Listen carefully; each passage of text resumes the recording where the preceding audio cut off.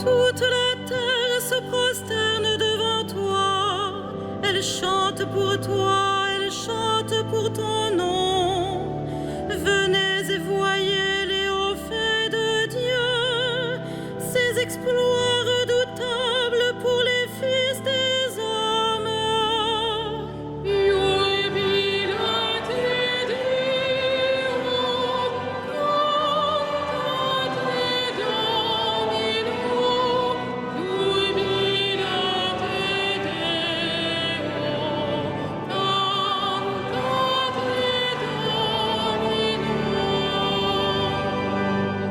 Il changea la mer en terre ferme, ils passèrent le fleuve à pied sec.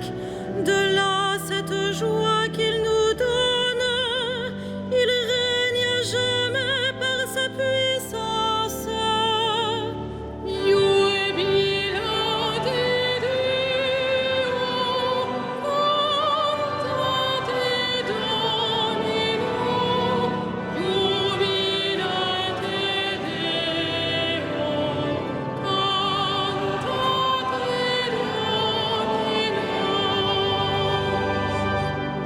Venez, écoutez, vous tous qui craignez Dieu, je vous dirai ce qu'il a fait pour mon âme.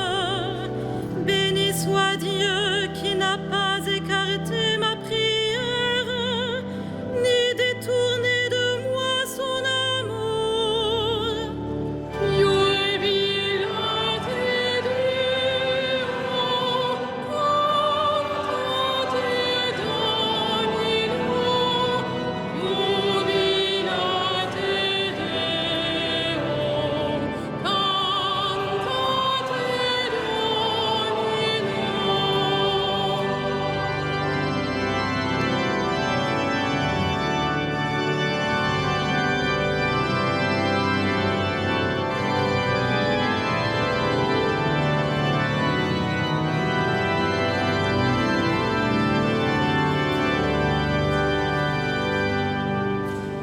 Acclamez Dieu toute la terre, fêtez la gloire de son nom, glorifiez-le en célébrant sa louange, dites à Dieu que tes actions sont redoutables.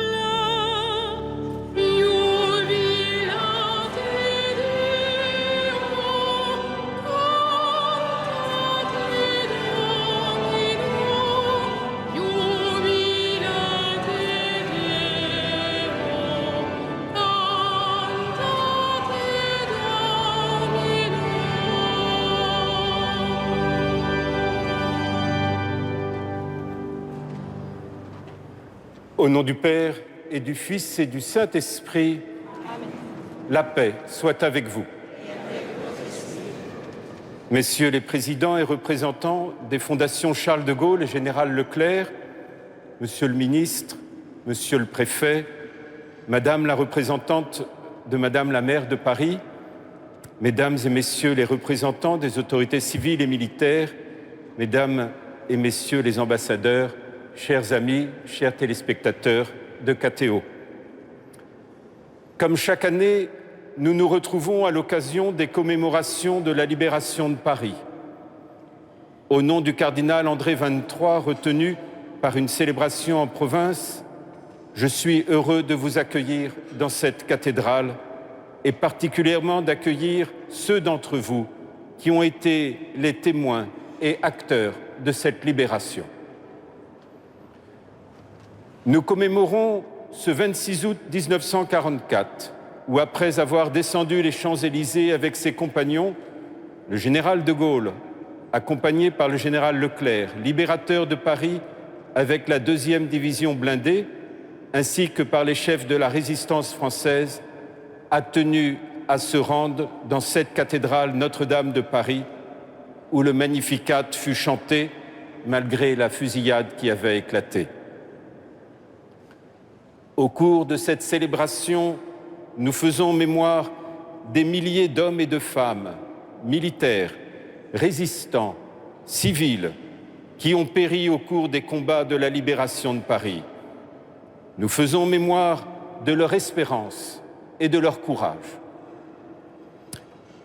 Dans cette période où notre pays est confronté à la grave épreuve du terrorisme, nous puisons dans cette commémoration la force de croire et de dire que ni la violence, ni la haine, ni la guerre ne sont des solutions aux problèmes humains.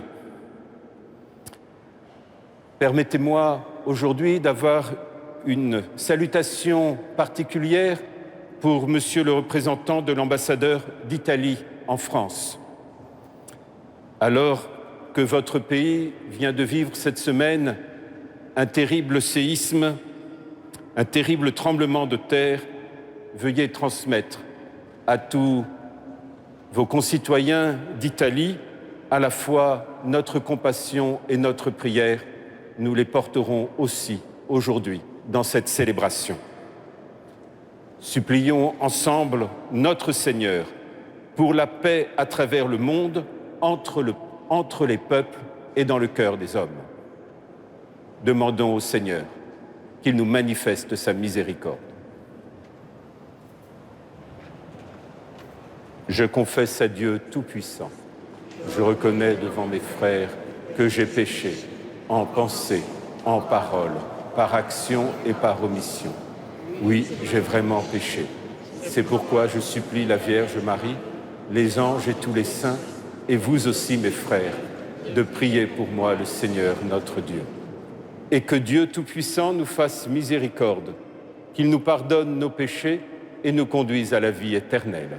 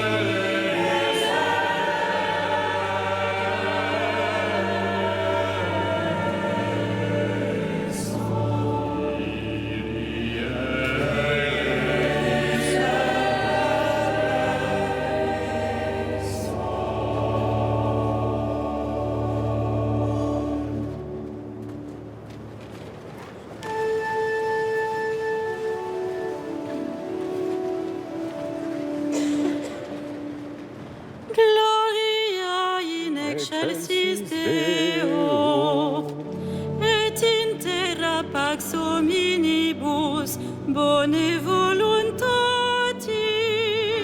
Laudamus te, benedicimus te, adoramus te, glorificamus te, gratias agimus tibi, praeter magnam gloriam tuam.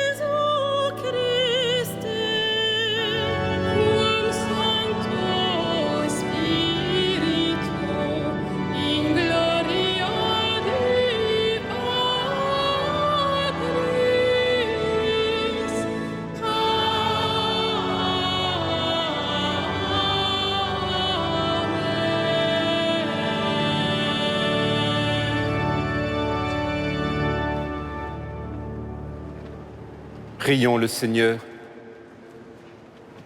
Dieu puissant, de qui vient tout don parfait, enracine en nos cœurs l'amour de ton nom, resserre nos liens avec toi pour développer ce qui est bon en nous.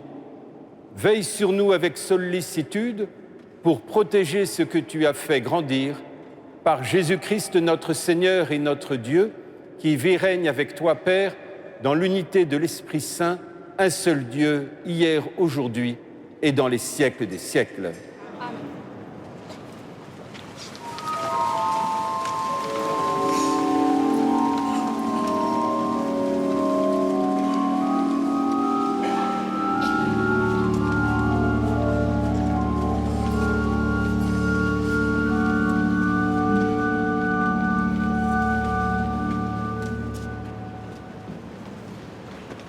Lecture du livre de Ben Sirac le sage.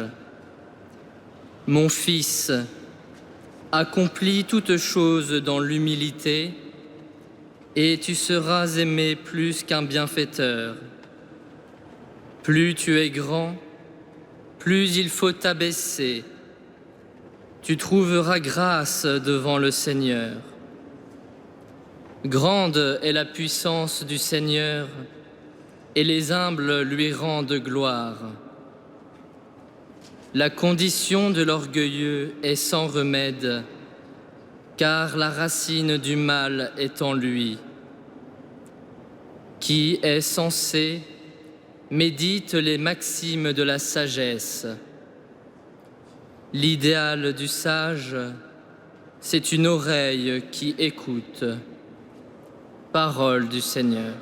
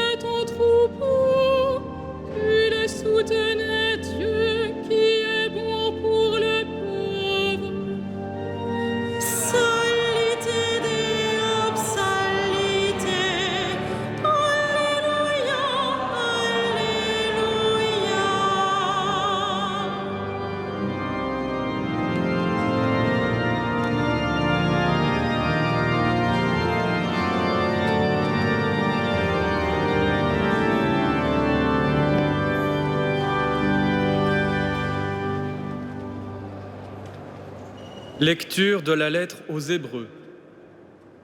Frères, quand vous êtes venus vers Dieu, vous n'êtes pas venus vers une réalité palpable, embrassée par le feu comme la montagne du Sinaï.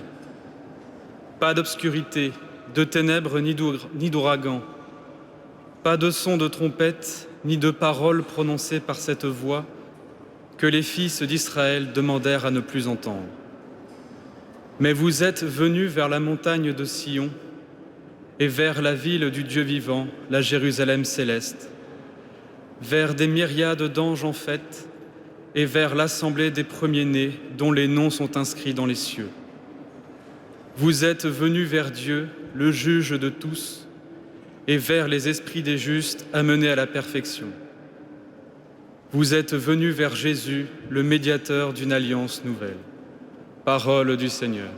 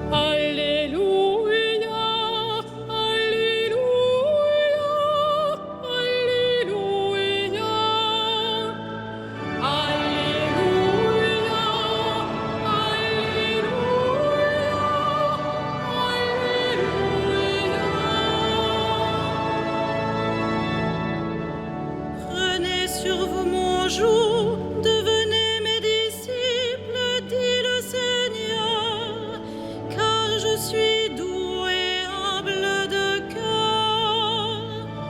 Alléluia, Alléluia,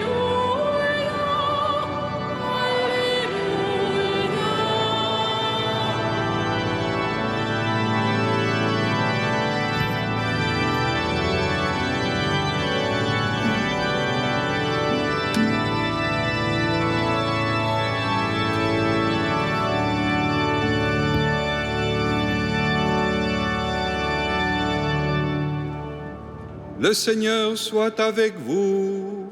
et avec votre esprit. Évangile de Jésus-Christ selon saint Luc. Gloire à toi, Seigneur.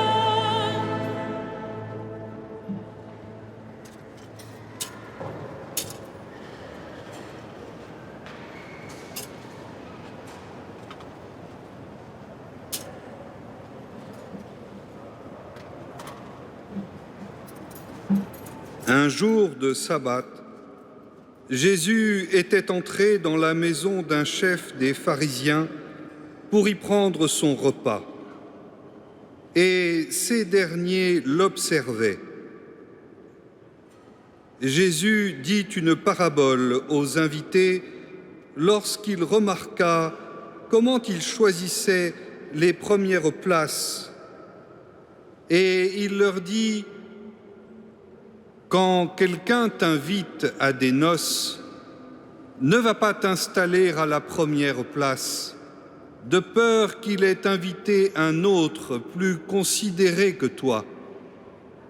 Alors, celui qui vous a invité, toi et lui, viendra te dire: c'est de lui ta place. Et à ce moment, tu iras, plein de honte, prendre la dernière place. Au contraire, quand tu es invité, va te mettre à la dernière place. Alors, quand viendra celui qui t'a invité, il te dira: mon ami, avance plus haut. Et ce sera pour toi un honneur aux yeux de tous ceux qui seront à la table avec toi. En effet, quiconque s'élève sera abaissé, et qui s'abaisse sera élevé.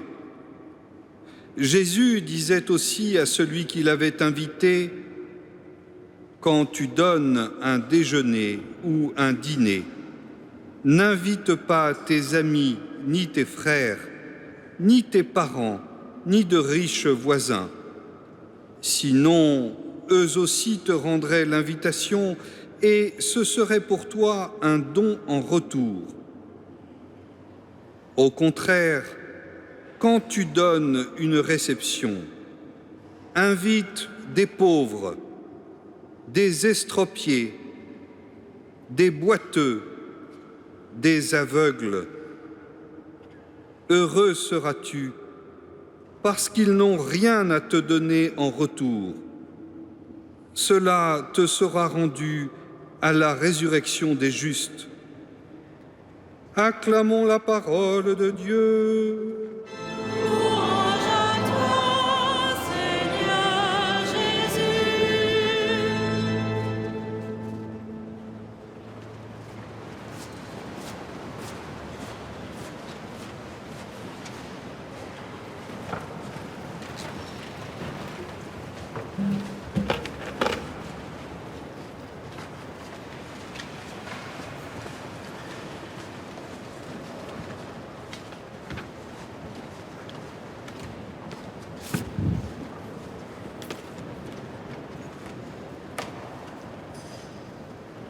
L'idéal du sage, nous dit Ben Sirac le sage, c'est une oreille qui écoute.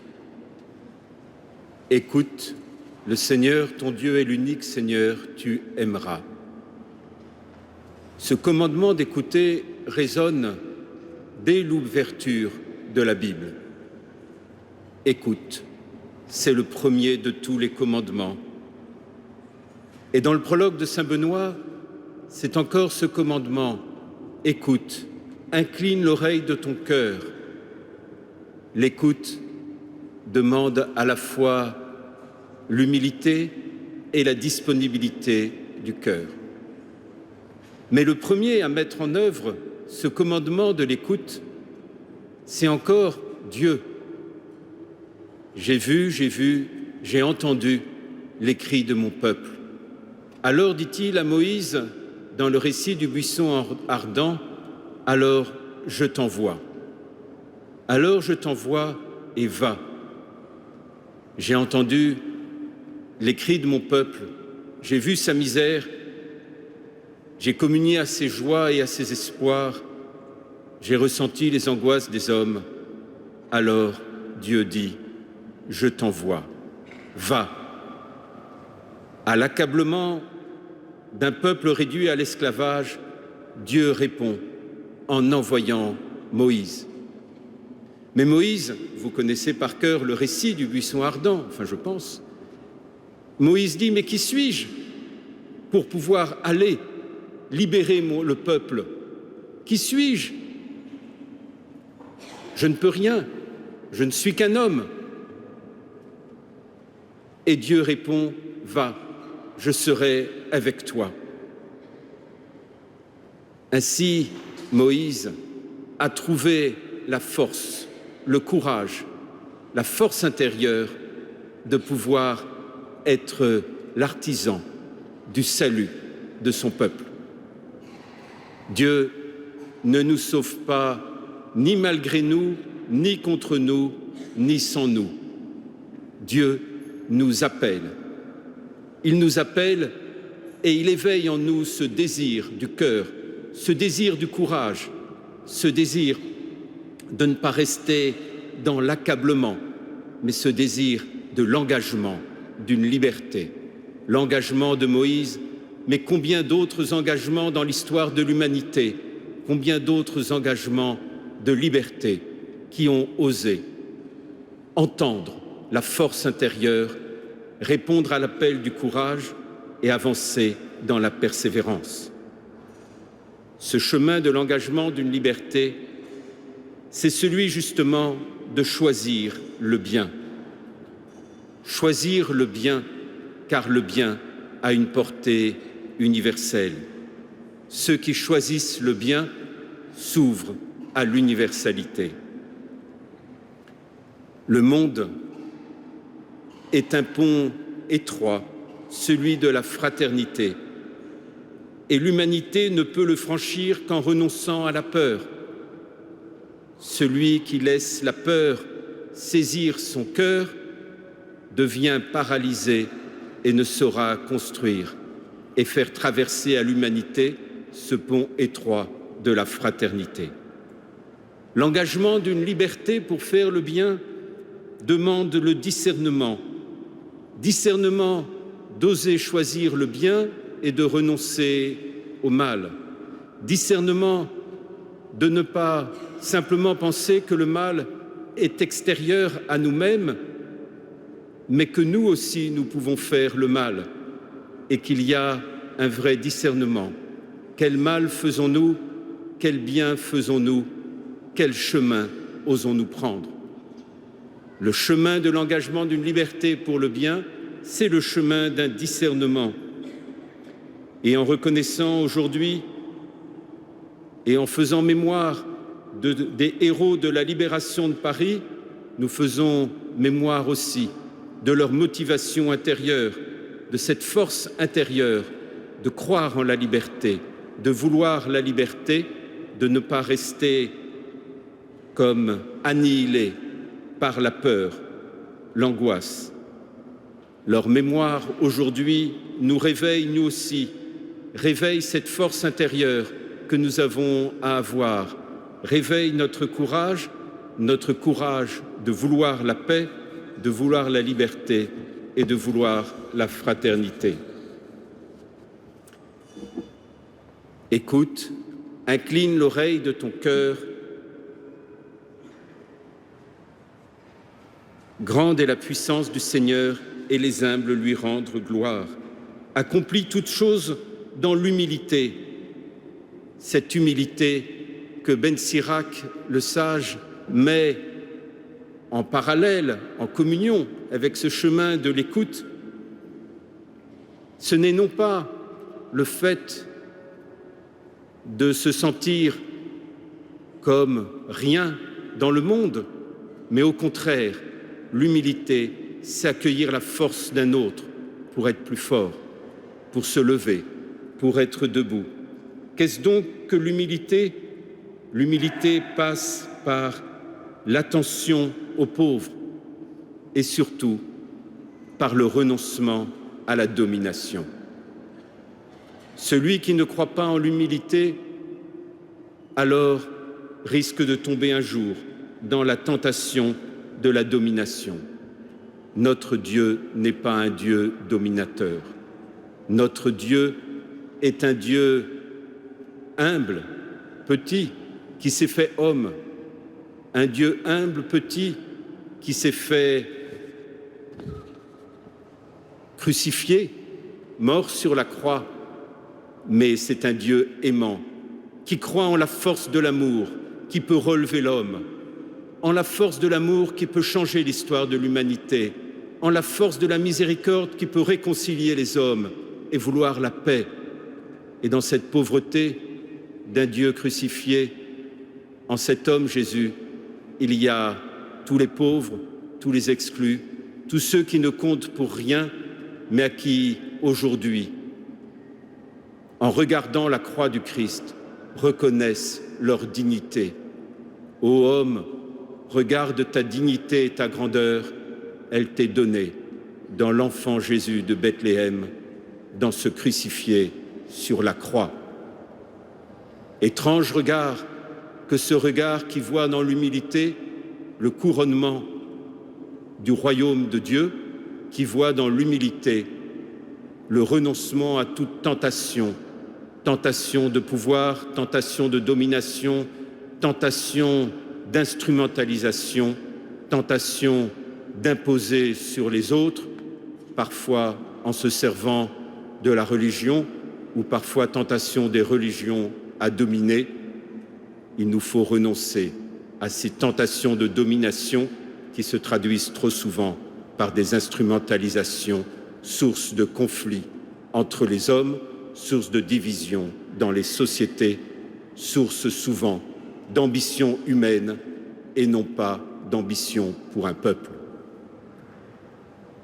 L'Évangile d'aujourd'hui nous met aussi devant cette invitation à accueillir le pauvre, l'estropié, à reconnaître finalement que chaque être humain mérite le respect et l'amitié. Chaque être humain mérite le respect et l'amitié parce qu'il est voulu par Dieu. Chaque personne humaine pour nous est voulue par Dieu pour devenir un de ses enfants. Saint Vincent de Paul, qui a habité ce quartier, nous disait « Les pauvres sont nos maîtres, ils seront les premiers dans le royaume de Dieu ». Il n'y a de vérité dans la relation que si nous n'aimons pas parce que nous espérons recevoir en échange de celui que nous aimons, mais parce que nous aimons en reconnaissant notre faiblesse et en accueillant la faiblesse de l'autre. Jésus, dans l'Évangile, est celui qui voit ceux que l'on ne voit pas, ceux devant qui nos yeux se ferment. Lorsqu'il sortait de Jéricho, la foule était là et ne voulait pas que Jésus voie Bartimée, l'aveugle. Alors Jésus voit celui que la foule ne veut pas voir. Elle voit Bartimée, « Que veux-tu que je fasse pour toi ?» Dieu écoute, Dieu entend le cri des pauvres. Dieu nous dit sans cesse, « Que veux-tu que je fasse pour toi ?» Que je vois, mais il n'y a de vision de l'homme que dans la liberté de l'homme.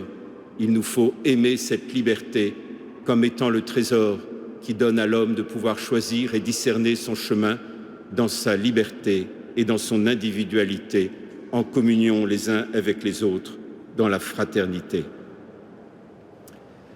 La force du général de Gaulle a été d'aller encore plus loin. Après avoir descendu les Champs-Élysées, comme je le rappelais tout à l'heure, il a voulu rendre gloire en chantant le Magnificat ici, ce Magnificat royal qui a résonné sous ses voûtes. N'y a-t-il pas eu de plus grand et de plus ardent Magnificat sous ses voûtes que ce 26 août 1944 ? En même temps, je pense à la persévérance de ces hommes, à la persévérance de ceux qui ont lutté pour la libération de Paris.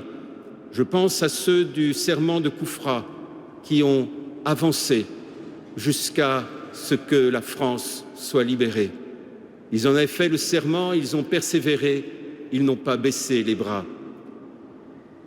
Il nous faut sans cesse rendre grâce pour cette persévérance et prendre cœur de ce qu'ils nous ont montré.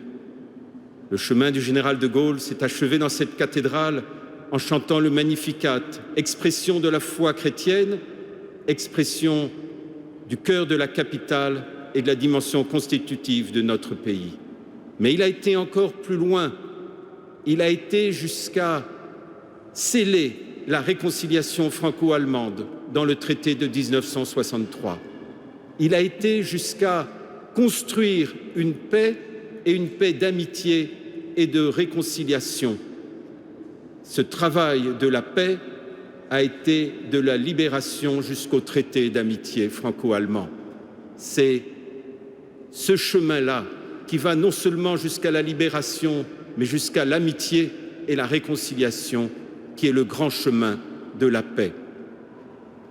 Ma génération, puisque je suis né bien après la libération de Paris, enfin pas tant que ça, mais quand même, ma génération et celles qui me suivent sont grandement redevables au général de Gaulle et à tous ceux qui ont servi cette libération et la construction de la paix. Je sais que nous devons au général de Gaulle, à ses compagnons, à tous ceux qui ont œuvré pour la libération de Paris et de la France, tous ceux qui ont œuvré pour la paix, nous leur devons, je leur dois, ma génération et les générations qui suivent, d'avoir pu grandir et de grandir dans la paix depuis des décennies. Nous leur devons à leur sens de l'avenir. Puissions-nous, nous aussi, aujourd'hui, engager notre liberté avec courage dans le service de la paix et dans le pont étroit de la fraternité.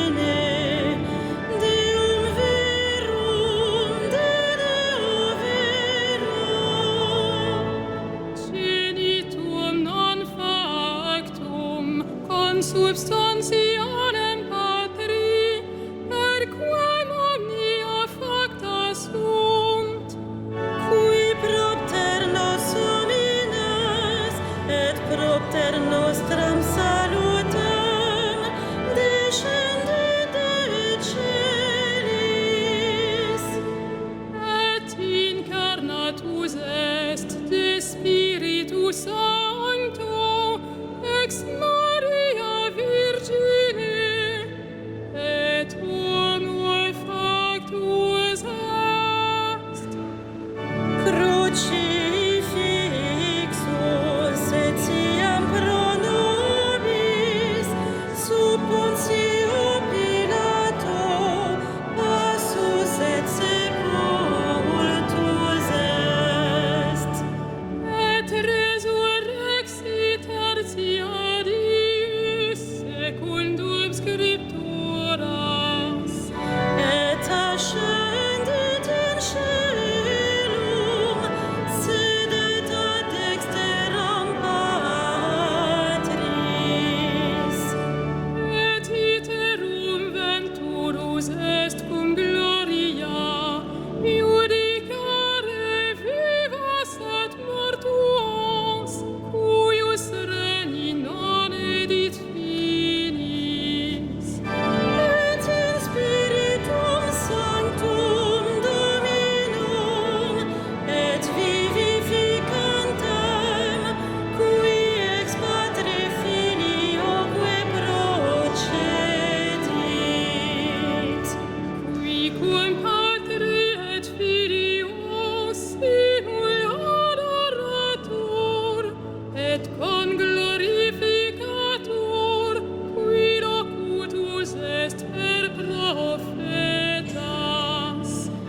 et unam sanctam catholicam et apostolicam ecclesiam confiteorum baptisma in remissionem peccatorum, et expecto resurrectionem mortuorum, et vitam venturis seculi.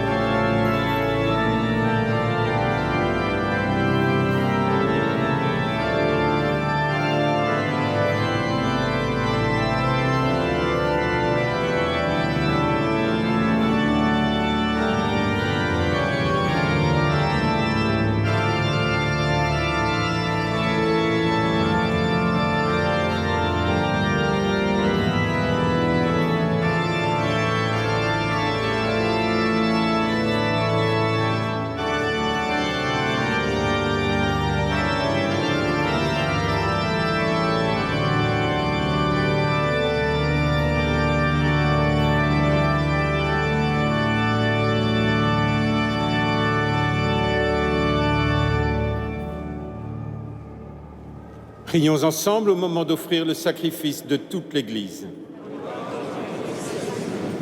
Que l'offrande eucharistique, Seigneur, nous apporte toujours la grâce du salut. Que ta puissance accomplisse elle-même ce que nous célébrons dans cette liturgie par Jésus le Christ notre Seigneur. Le Seigneur soit avec vous. Élevons notre cœur. Rendons grâce au Seigneur notre Dieu.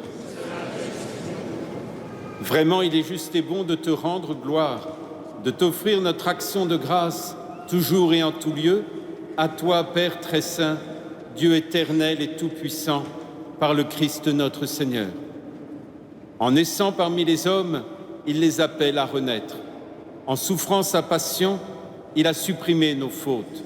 Par sa résurrection d'entre les morts, il donne accès à la vie éternelle.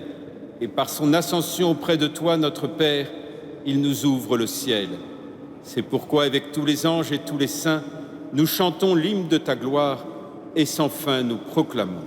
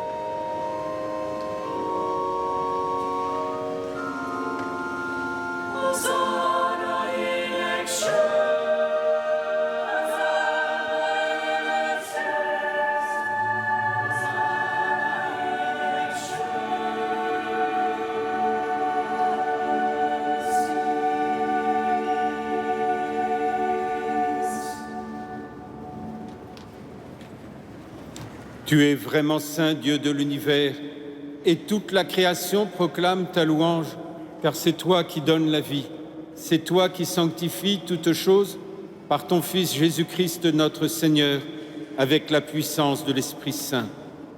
Et tu ne cesses de rassembler ton peuple afin qu'il te présente partout dans le monde une offrande pure. C'est pourquoi nous voici rassemblés devant toi, et dans la communion de toute l'Église, en ce premier jour de la semaine, nous célébrons le jour où le Christ est ressuscité d'entre les morts. Par lui que tu as élevé à ta droite, Dieu Tout-Puissant, nous te supplions de consacrer toi-même les offrandes que nous apportons. Sanctifie-les par ton Esprit, pour qu'elles deviennent le corps et le sang de ton Fils, Jésus-Christ notre Seigneur, qui nous a dit de célébrer ce mystère. La nuit même où il fut livré, il prit le pain. En te rendant grâce, il le bénit, il le rompit et le donna à ses disciples en disant « Prenez et mangez-en tous, ceci est mon corps livré pour vous. »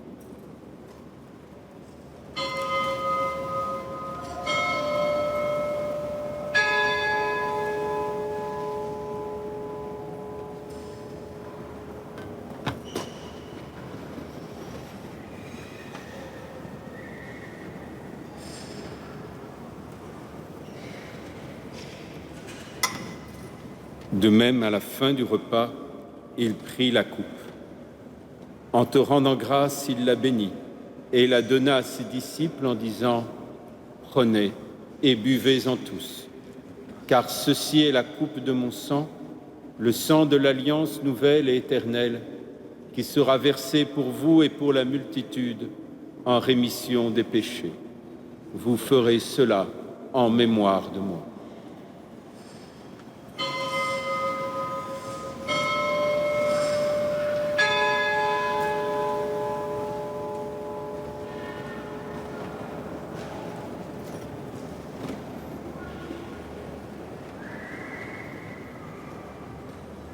Il est grand le mystère de la foi.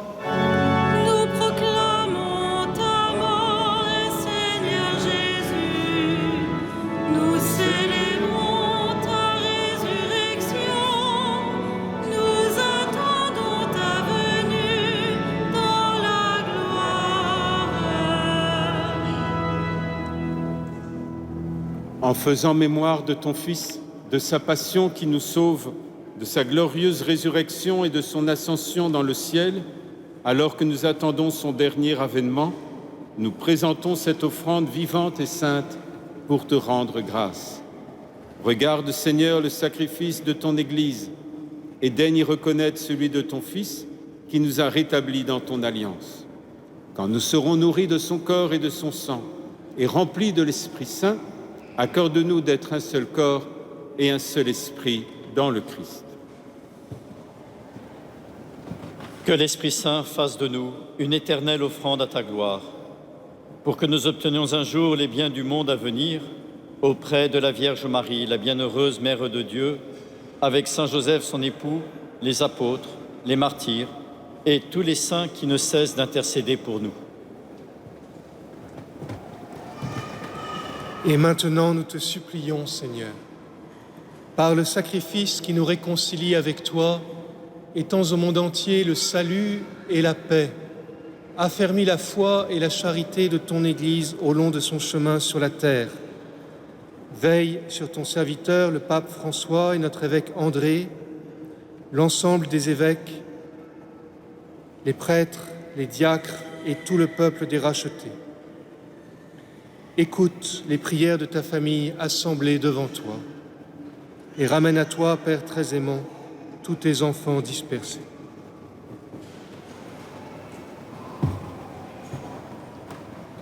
Pour nos frères et sœurs défunts, pour le général Charles de Gaulle, pour le maréchal Philippe Leclerc de Haute-Cloque, pour toutes celles et ceux qui ont donné leur vie pour la libération de Paris, militaires, résistants, civils, pour toutes les victimes du séisme en Italie, pour tous les hommes qui ont quitté ce monde et dont tu connais la droiture, nous te prions.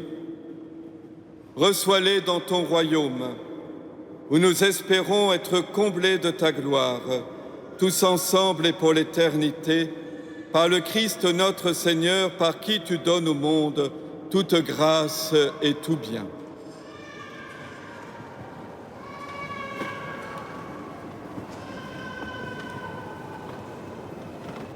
Par lui, avec lui et en lui, à toi, Dieu le Père Tout-Puissant, dans l'unité du Saint-Esprit, tout honneur et toute gloire, pour les siècles des siècles. Amen.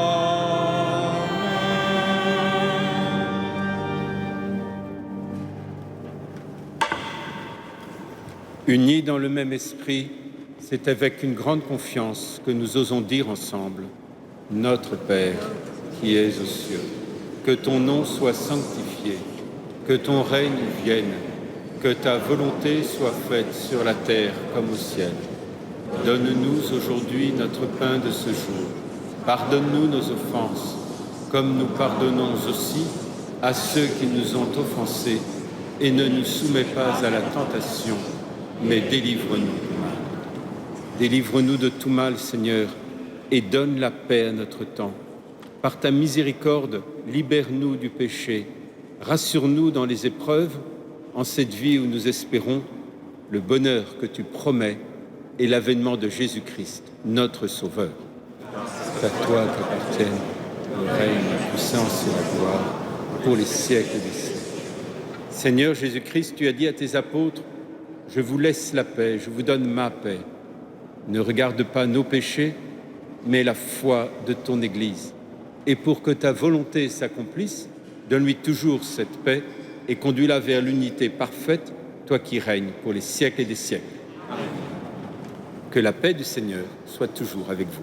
Et avec votre esprit. Frères, dans la charité du Christ, donnez-vous la paix. La paix du Christ.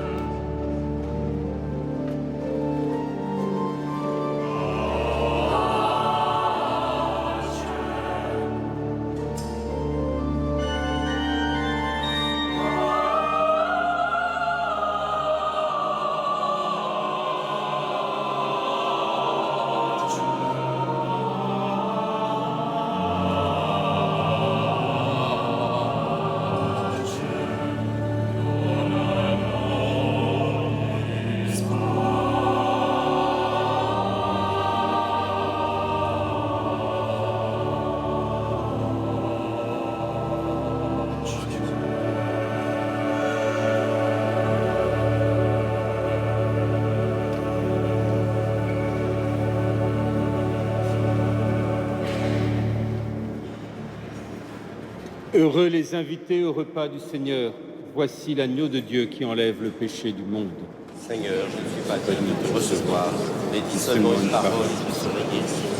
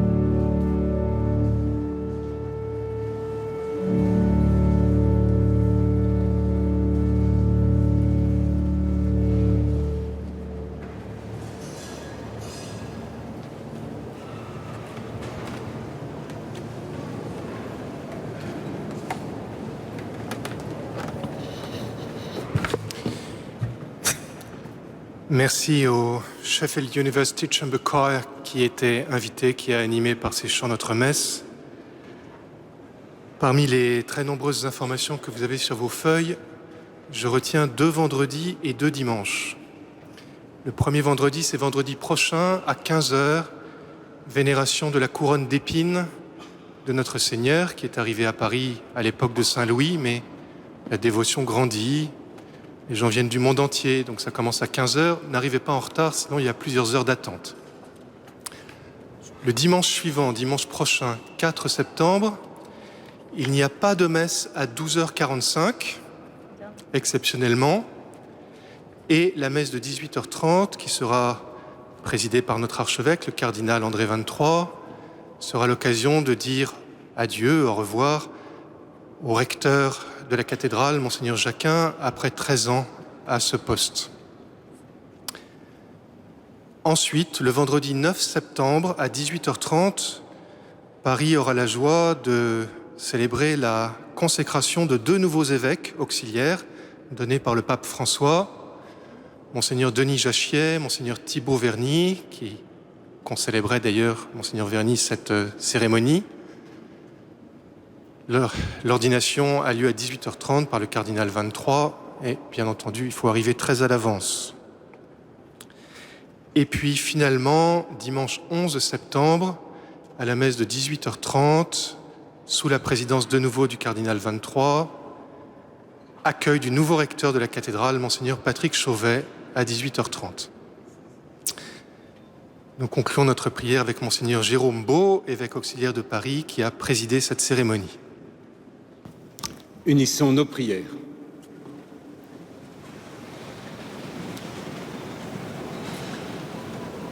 Rassasiés par le pain de la vie, nous te prions, Seigneur, que cette nourriture fortifie l'amour en nos cœurs et nous incite à te servir dans nos frères par Jésus le Christ notre Seigneur.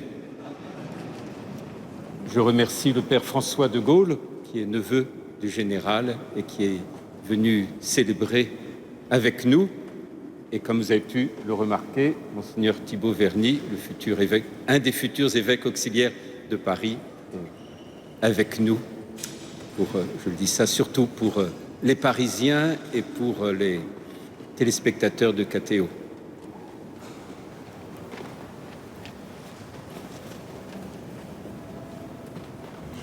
Le Seigneur soit avec vous et que Dieu Tout-Puissant vous bénisse, le Père, le Fils et le Saint-Esprit. Allez dans la paix du Christ. Et comme le 26 août 1944, le Magnificat a retenti sous ses voûtes, nous allons chanter ensemble le Magnificat royal.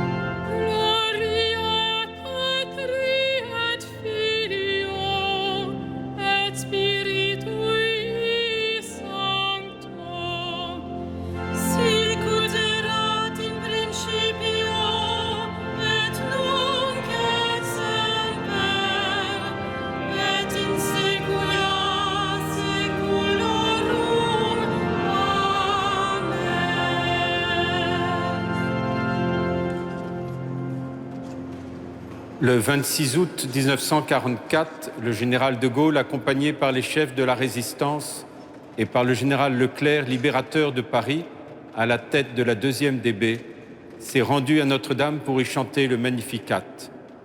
Le 26 juin 2002, une messe de fondation a été instituée pour en garder la mémoire et pour que chaque année, l'anniversaire de la libération de Paris soit l'occasion de prier Notre-Dame pour les victimes de la Deuxième Guerre mondiale et pour la paix. Notre-Dame de Paris, priez pour nous.